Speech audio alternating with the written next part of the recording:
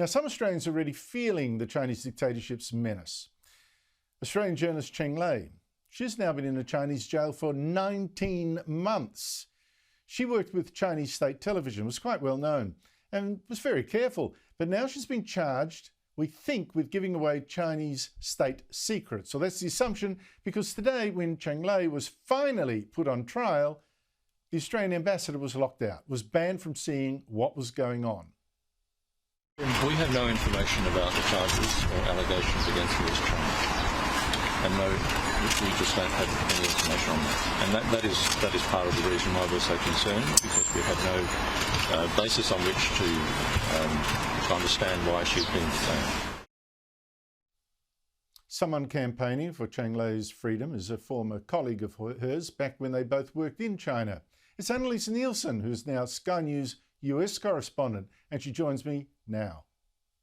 Annelise Neilsen, thank you so much for joining me. Are we any closer to knowing what it is that Cheng Lei has actually done that has caused the Chinese government to throw her in jail? It would have been the best opportunity if they'd allowed the ambassador to observe this trial today, and it's a really strong sign that we will potentially never know. If they're not telling the Australian representatives on the basis of national security what she's been accused of, there is every chance they're saying the exact same thing to Cheng Lei, because they can do that in the Chinese system, and that wouldn't stop them from then saying to her that she needs to plead guilty as well. Don't forget, this is a court system that has a 99% conviction rate. You don't go into that court system without coming out guilty of something. Where they have leniency is in the sentence you get. And that's really subject to what she's accused of. So you can see how this becomes a circular problem.